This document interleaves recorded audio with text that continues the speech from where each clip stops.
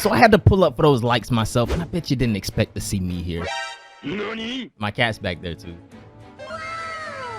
Should the Dragon Balls have never been a part of Planet Cereal's lore or the Granola arc to begin with?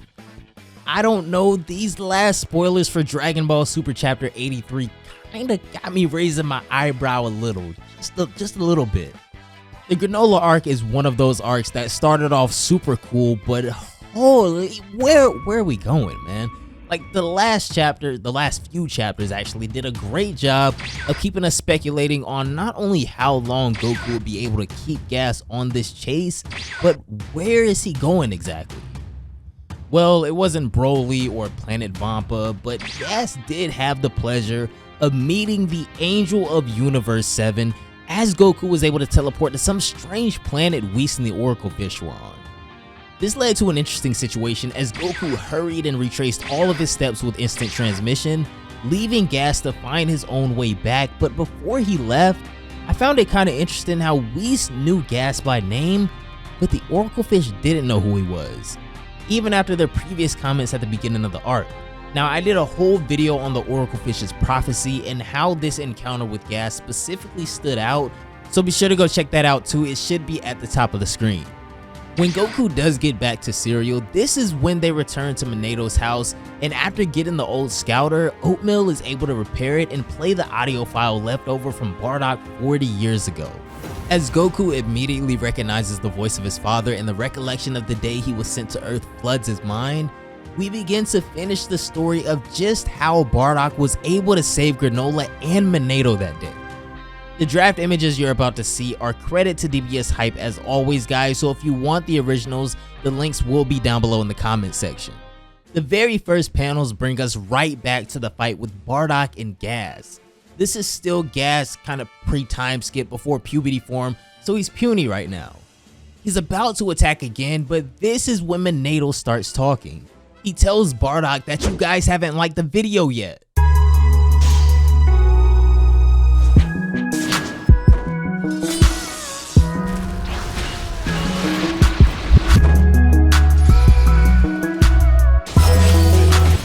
Moneto is pretty much defeated from the start in the next chapter, telling Bardock that he's done enough and that he and the Namekians are ready to accept their fate now.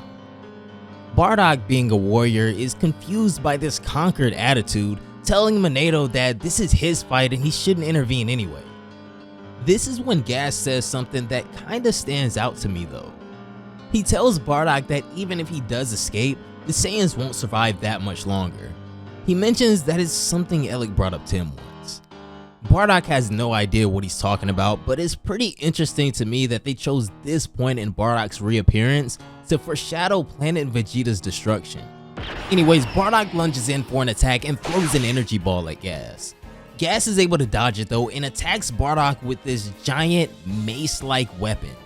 He gets a direct hit, and be this anyone of slightly lesser strength, and they probably would have been crushed, but Bardock is able to block it and maintain his ground. It's at this point that something has to give. Bardock tells Gas that enough is enough and goes in for one last attack. This is when Gas releases another weird technique though, letting off a large amount of energy that immobilizes Bardock where he stands. Hopefully this is all a part of the plan though, because with every passing second that's going by in this fight, it's seeming less and less hopeful for Bardock, even if we already know that he won in the end. Moneto uses this distraction to search around his house, while Bardock keeps Gas outside and unknowing. This is when he hits the jackpot and pulls out the one thing, or I guess two things, that could definitely not only save them here, but help Bardock beat Gas as well. He acknowledges that even though it's forbidden to use the Dragon Balls for their own good, they are allowed to however use them for the sake of others. To me, kind of wording it in this way also gives us clues as to what wish Moneto might make as well. It seems like it might be specific to Bardock, since it seems like it's forbidden to him to make a wish for he or Granola. It's really now or never though, because in the final panel, Bardock is beaten, injured, and in a really critical situation, and Moneto's wish looks like it's the only thing that's gonna save him. Alright fellas, load it up. take aim and fire off in the comments what you think Monado's wish is gonna be, and be specific, because I'm gonna go through all of the comments and I'll probably do a video on the best one. So if you want to be in a video possibly, then hit the replies. If we go by off of what we previously seen in this arc, we might be sort of keen to think that Monado could make the wish to simply just make Bardock stronger than Gas, which could happen. That could be true, but what does that even look like for a Bardock?